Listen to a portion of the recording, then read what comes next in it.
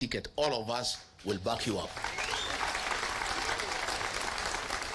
I want to ask the Star, which is owned by William Ruto, to stop yellow journalism and behaving like gutter press. I want to ask Taifa Leo to be responsible. You are a very respected newspaper. Don't lie to the people of Kenya. G said that DCP candidates will be Kikuyus. When I look at the people who want to run at the DCP here in Westlands, they are very two strong aspirants from the Mlembe Nation. And one of them, Atahama Nayokiti. And we in DCP will support that candidate. I have very two strong aspirants, our cousins from Abaguzi for women rep.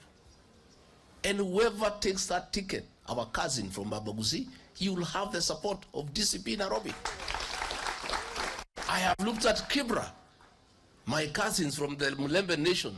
Two guys have expressed very strong interest, and we shall support them to a man. DCP will support all communities who are in our party to run here in Nairobi. And I am saying, why Nairobi?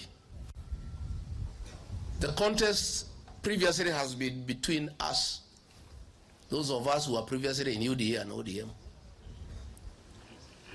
UDA supporters were not William Ruto supporters, were my supporters in Nairobi. Nimehama na hao wote. William Ruto has nothing in Nairobi. Wale wa ODM walisaidiwa na Kalonzo. Mathare, Makadara, Kibra. Is Kalonzo alikuwa anasaidia nyinyi? Kalonzo wako na sisi kwa United Opposition. So tukisema United Opposition tutachukua hizi viti is a reality.